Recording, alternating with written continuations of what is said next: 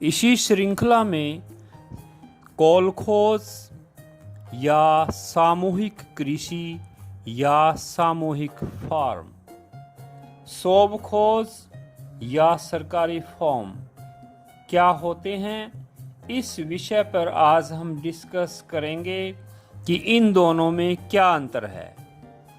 तो सबसे पहले कोलखोज या सामूहिक फार्म या सामूहिक कृषि क्या है। माय डियर लर्नर्स, यह कृषि 1917 में जब रूस में साम्यवादी क्रांति का जन्म हुआ, उस क्रांति के कारण इस कृषि का उद्भव हुआ। इस कृषि के अनुसार यह प्रयत्न किया जाता है कि किसानों के पास जो सभी अलग अलग संसाधन होते हैं, यदि इनको आपस में जोड़ दिया जाए, जोड़कर सभी संसाधनों को इकट्ठा करके सामूहिक रूप से कृषि की जाए, ताकि कृषि के दोषों को दूर किया जा सके, उत्पादन बढ़ाया जा सके, कृषकों की हालत को सुधारा जा सके। तो इस प्रणाली को हम कोलखोज या सामूहिक फार्म कहते हैं। यह प्रणाली रूस के द्वारा इसलिए अपनाई गई, रूस ही नहीं बल्कि उत्तरी चाइना, चीन का जो उत्तरी भाग है, वहाँ पर भी इस प्रणाली को अपनाया गया, ताकि किसान या कृषक को आत्मनिर्भरता दी जा सके, आत्मनिर्भरता प्राप्त करवाई जा सके। तो इस कृषि का सबसे बड़ा प्रयास यही था कि जो कृषि प्रणाली है उसके लिए एक ऐसा मॉडल तैयार किया जाए कि कृषि प्रणाली दोष रहित हो सके।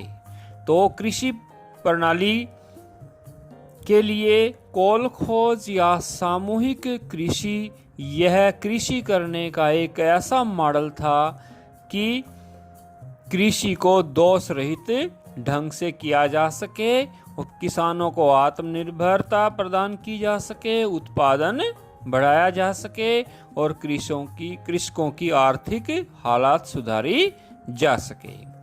आगे, फार्म की प्रबंधन व्यवस्था स्वयं उन लोगों की एक समिति के द्वारा ही की जाती थी। राज्य द्वारा इन फार्म से कोई टैक्स आदि नहीं लिया जाता था।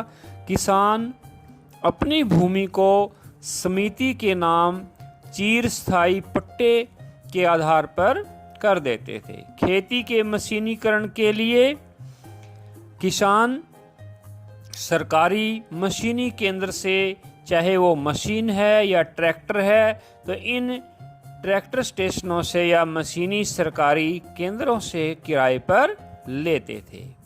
तो आगे हमारा टॉपिक इसमें है सोबखोज या सरकारी फार्म क्या होते हैं। तो जैसा कि हमने कोलखोज में देखा है कि उसमें किसानों की स्वयं की जो भूमि होती थी, स्वयं के जो संसाधन होते थे, वो उनको इकट्ठा करके सामूहिक रूप से खेती करते थे।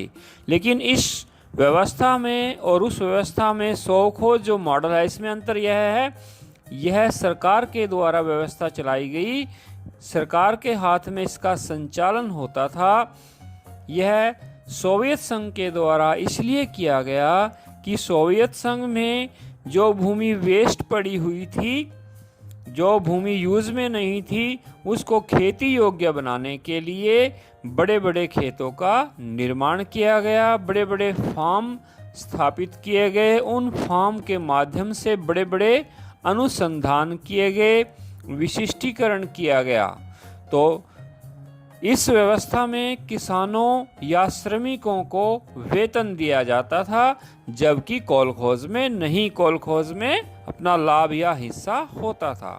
तो इस कृषि प्रणाली का यह मॉडल अप्रयुक्त भूमि की बिजाई व उसकी जुताई पर विशेष बल देता था।